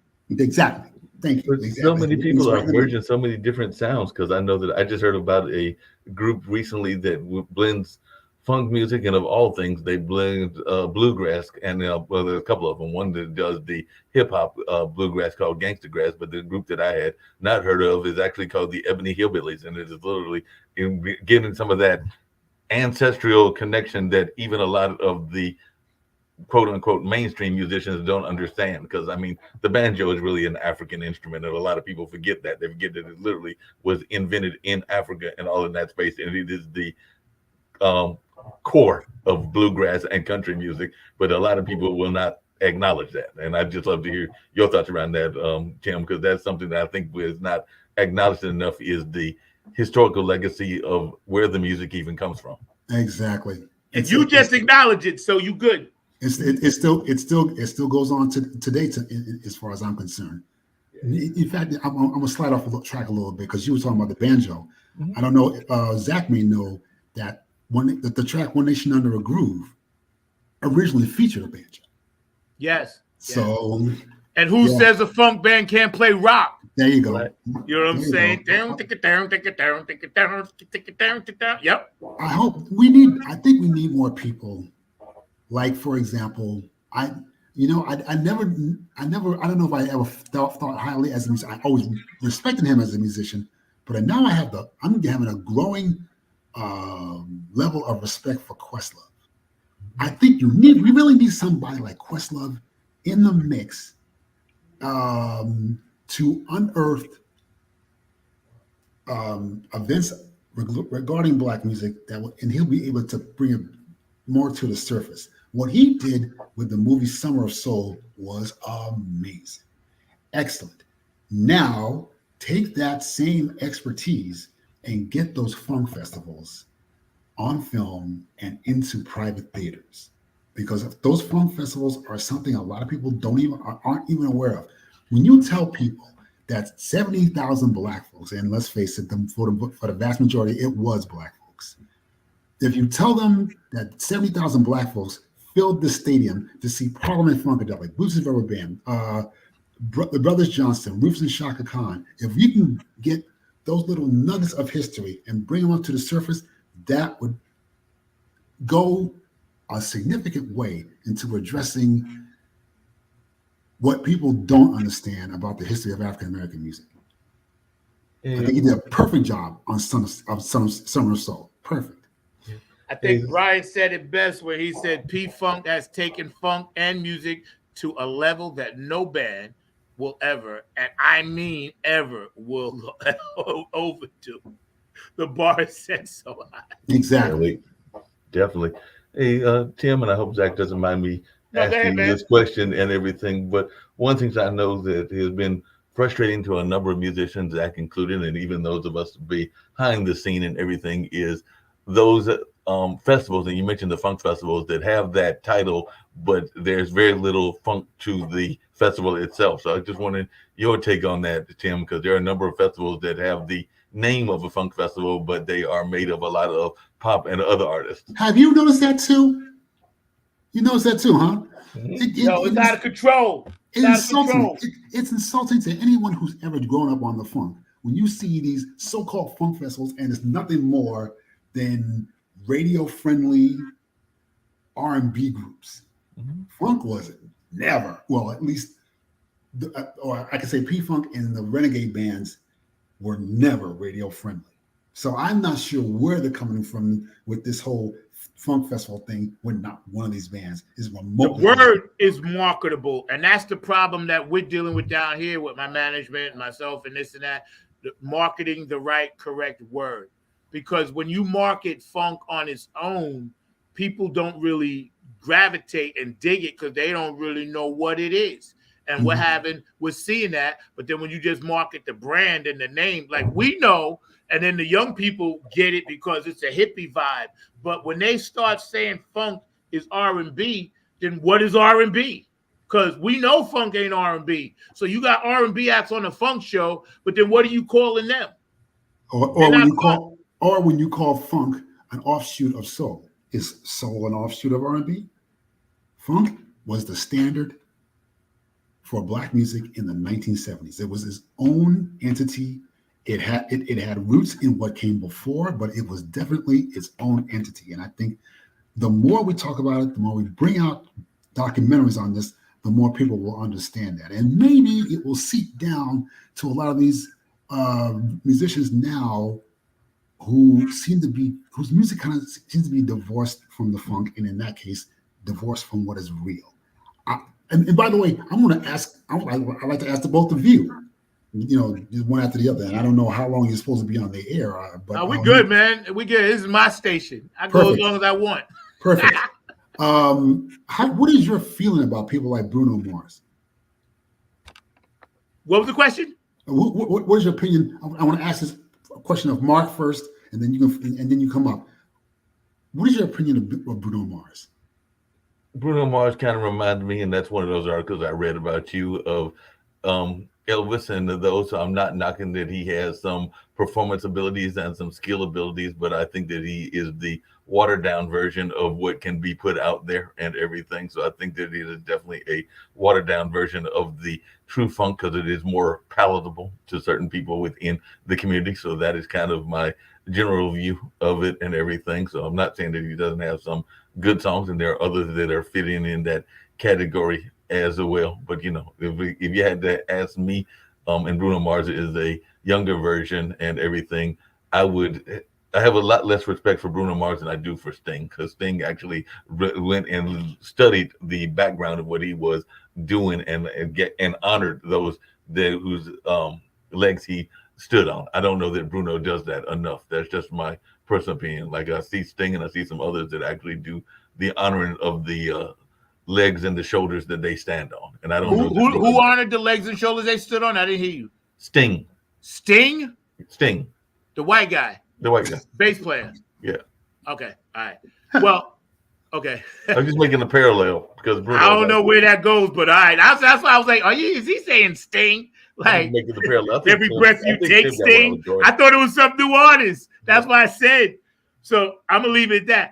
But can I jump in there? Go ahead. Okay. My Bruno Mars. Check this out. A lot of people don't know this guy was a performer as a kid in Hawaii, doing his thing with his family. And he studied intensively Jackie Wilson, because when he came out in that short tux at the Super Bowl, he did it to honor those guys. So my opinion of Bruno Mars is that I taught my daughters about Parliament Funkadelic, right? And what that was. They know Mahalia Jackson. They know the Five Blind Boys. They know James Brown, Sly Henry. I taught them all history. And when they heard Uptown Funk, they automatically gravitated to it as young people because it was from their generation. So I think what I give him props for is that when he worked with his producers and writers, and of course Silk Sonic worked with Bootsy and everybody, he gets it. Anderson .Paak gets it. But it's about these numbers, and it's about the industry kind of not saying and kind of saying in a roundabout way, we'll let you do this. So I think sometimes we forget that if you look at the outtakes of Lady Gaga, she's sitting backstage jamming the piano, just playing Stevie Wonder, playing all kinds of shit, playing classical, this, that. The woman's a genius, but her show and her music has to be about that big circle that's pushing the industry. So when I heard Uptown Funk, I like the song. We used to play it in pop bands, this and that. I listened to Strawberry, and I hear the Time and Prince influence of that. So I'm okay with it because let's face it, every generation is just going to keep it moving in their own way. So I think we have to support it. But at the same time, as long as I never met him, as long as he's worked with Bootsy Collins, I think he'll be all right. He's getting the right guidance.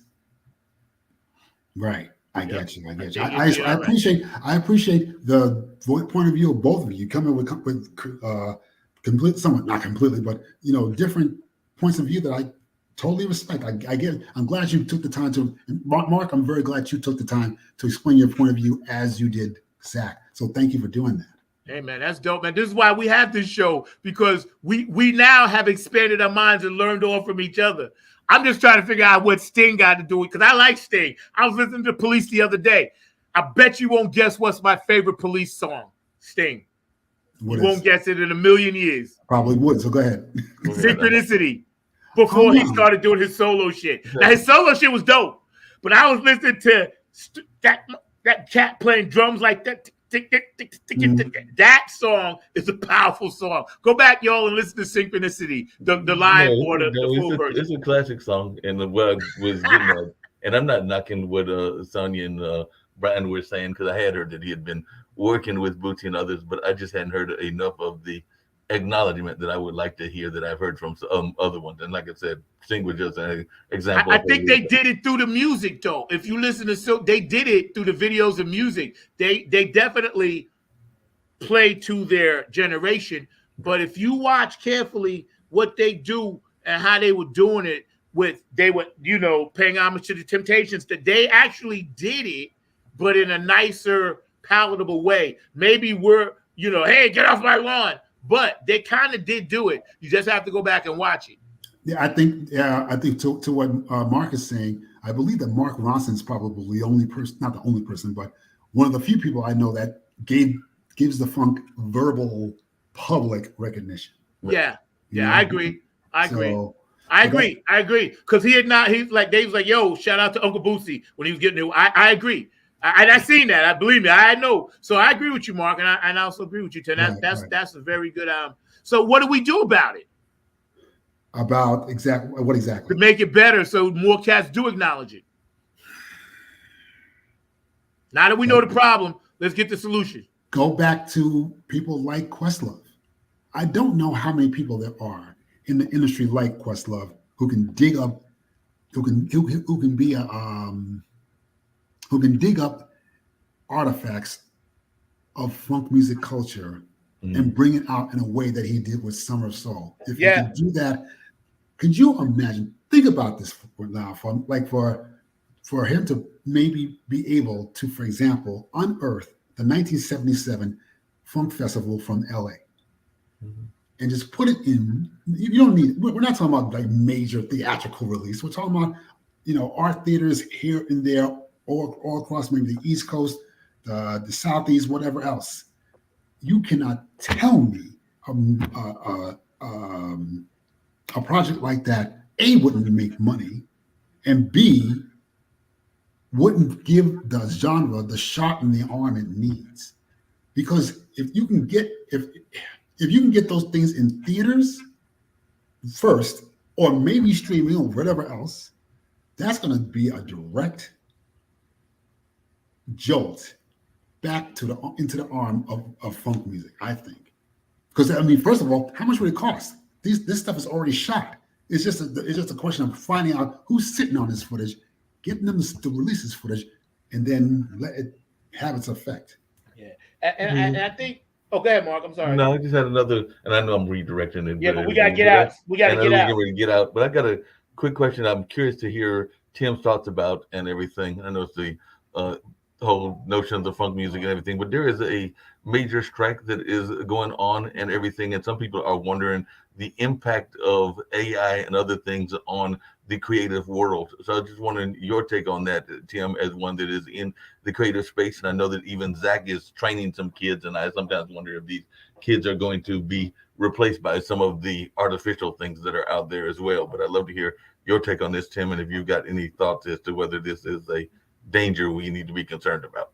First of all, I don't trust AI as far as I can spit. I don't trust it at all. I've seen it work. I've seen it used for too many. I haven't seen it used for anything as negative as it is for something that's. I haven't seen it used for anything positive as it is for the things that are negative. I've seen it. I've seen. I think they said that they can take your image, like scan your image, and use it in other projects, and you don't get paid for it at all. That's ridiculous. That's unheard of for me. And I tell you this though, I'll tell you who is emerging as the winner, not the winner, but the hero of this movement, Fran Drescher. Is she surprising people or what? She got into the center of this as leader of the Screen Actors Guild and is speaking her mind in a loud and proud way. I don't know if I've ever had any real connection to this woman other than The Nanny, which I sometimes watch reruns on it, and it's respectably funny. But now this woman is coming into her own. She is the hero of this movement right now. Yeah. I don't know if that answers your question. I hope it does. No, that definitely answered the question. I watched a little bit. Let me jump in, Mark, because we got to go. I watched a little bit of it. I don't know exactly because I got to get more details on this strike. I just wanted to get to some of these comments. Hold on. Let me get back up here. Okay, we're gonna start with Okay, hold on. We got a lot of comments we have to get to. Okay, I'm gonna start with this one. Hold on. Okay, Bruno. Oh, Bruno is funky, but he's watered down funk as opposed to the real funk. And I would say, yeah, but we can't, in my personal opinion, and thank you for that, Brian, I would say that I wouldn't say watered down because the sound, the industry, and what he's trying to do going in that direction. But I know this, I think that when we as true funk artists see anybody that ain't got like 18 pieces, we automatically say that. And I do too. I said, whatever. And I play Bruno Mars. I like his music, whatever. I ain't mad at it. So I understand your opinion about that because I think that's just the thing that we as true funk soldiers just look for all the time. And, it's cool that we have these opinions. And somebody else said, yep. and then my boy, Al in Florida, Bruno worked with Bootsy. Yes, he did. Right. And Sonia says, yeah, it's all good. I'd rather listen to Bruno than any other mainstream artist. He is influenced by the funk. Bootsy, Prince, he's helping to keep a funk alive with the younger audience. That was my point, Sonia. I totally agree with that. And we need that because we can only do but so much as the gatekeepers. Bruno tries to give homage to the real funk because he loves funk, but he's not the real funk. Yeah, no doubt. We know what the P is. Bootsy can guide him, though. Yes, you're absolutely right about that. And then Al jumped in. Sting's band was Omar King Dow Jones. Right. Thank you, the Jazz Cats. That was the band. Now, that was the one. But back in the day, I just listened to the drumming and Synchronicity, and I know how Stuart Copeland plays the traditional grip. And if you ever watch him do it, he's slamming his hand sideways like that. And I'm a drummer. I couldn't do it like even once, let alone twice. That's why I love Synchronicity. Dr. Brookenstein says, yes, for sure. Synchronicity Part 2. Love that song. Yeah, it's dope. Sonia's like, okay, let's get back here. And we talking about Bruno again. Silk Sonic, Bruno, Pac, and Bootsy was a breath of fresh air on the radio. Yes, it was. And I absolutely loved it myself. And I got a chance to hear it a little bit before it came out. Man, not to hijack, but we need to give Pleasure their flowers. Pleasure, yo. Of course. My man, Al, we got you, bro. We ain't going to leave them out because you're not hijacking at all. Get on the thread, man, and just pop these questions out because this is what we do over here. Pleasure was dope, and I was listening to him just the other day. I have him on my playlist. Silk Sonic, Bruno, Pac, and Bootsy was a breath of fresh air. Yep, we did that. And also, too, Questlove is that dude. Getting back to what you said, man, and it's dope.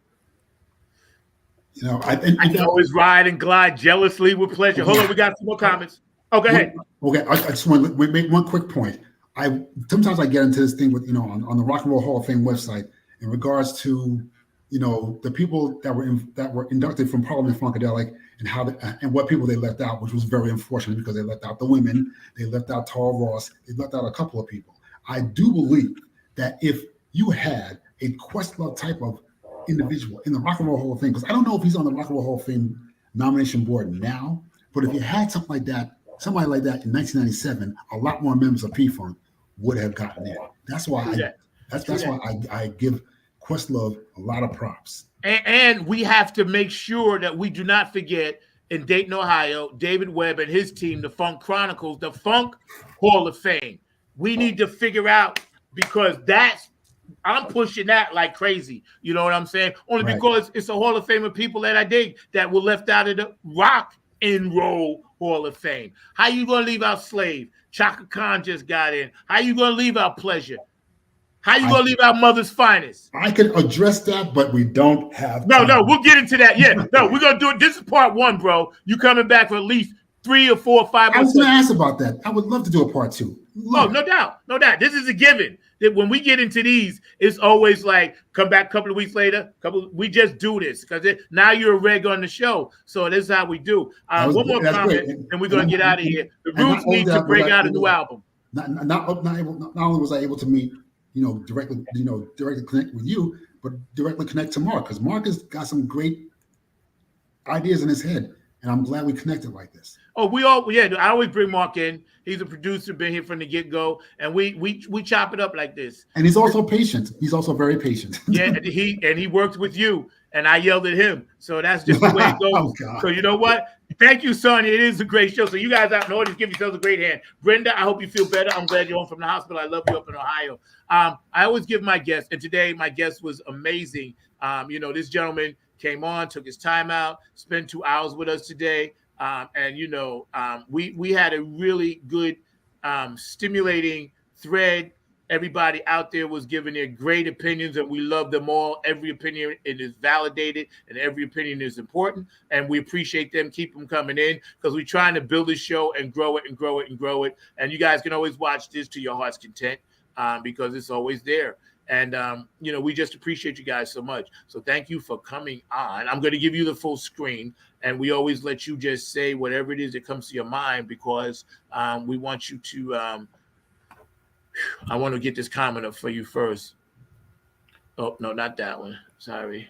While you're doing that, Zach, don't forget that at 3 p.m. tomorrow, speaking of David Webb, we are as part of the 9 on the Grind. We do have that show that will be airing at 3 p.m. on Sunday, because that is part of the 9 on the Grind network. So that has been running consistently now for almost a month and a half, and it will be on again tomorrow as Has it been that long? Wow. Yo, that's dope. Month anniversary. Yep. Yo, thank you so much, Mark, for jumping on. I'm going to give Tim the full screen. I'm going to get off. You can take yourself off, and, just go ahead and. Thank you for letting me express myself on this in the context of this interview. It was fantastic. I'm very honored to be able to sit here and talk to everyone who's in listening distance about how important the funk is to all of us, and how obviously important Parliament Funkadelic is to our souls. And I know it's been a constant stream of nutrition for my soul for the past 45 years. And hopefully it'll play that same role for 45 more. Thank you very much. Yo, man, there's been nothing but the funk, always about the funk. All the true funk soldiers, Club Funketeers, and ambassadors out there, thank you from the bottom of my heart. Take this unconditional love, go out, spread it around, and love somebody today. And remember, funk, not fight. Let's Perfect. Get out of here with some Bootsy Collins, yo. Don't let it cry. Don't let that little girl cry.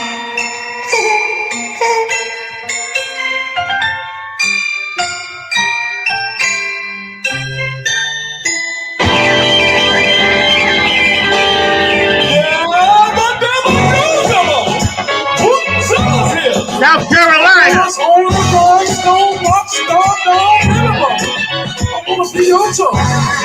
North Carolina. Virginia.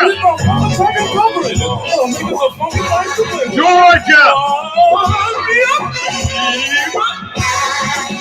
Florida. H-Town, Houston. Texas. New Orleans. No.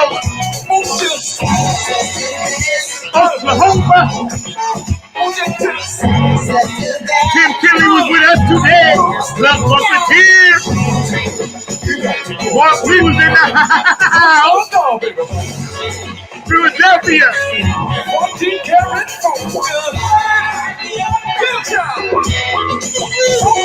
New Jersey, you heard. New York City. Staten Island, Bayshore. Hometown. Ohio, what's up, Brenda? Glad you home, baby. Boots and panties. We got you. From the front seat. That's right. Detroit. Minneapolis. Remote control unit. I hear you up there in the purple land. North and South Dakota, Chicago, Illinois.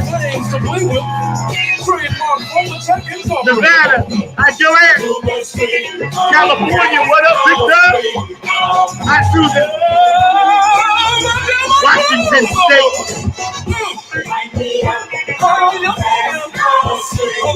Delaware, are you aware? New Jersey, you heard the beat.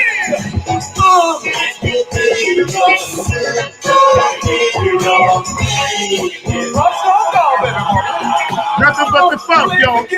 Funk not fighting up here. Funk from the front seat. California. Hawaii. Samoan doing the Humpty Hump. Tokyo, I'm Young High, say yo! Japan, Germany, Australia, England, Dubai, Africa. Puerto Rico. I'm a rhinestone, all around the world for the fun, from Antarctica to the South Pole, east to west. You know the funk is the best.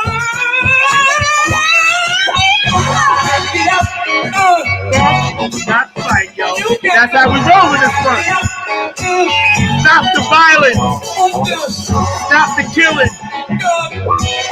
Talk to a young kid now and then. Shake him up, pull him aside. Say, hey, funk, not fight. Patty Collins is coming on at the end of the month. Next week we got Cheryl Woodhouse and all of her dancing partners in the house. I love y'all. Great show. See you next week. Love you, boo.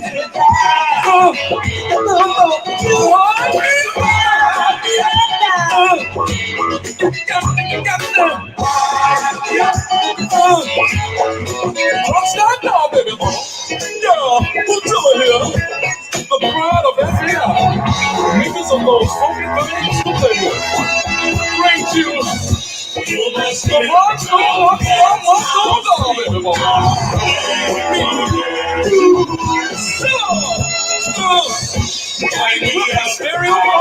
You don't feel good now.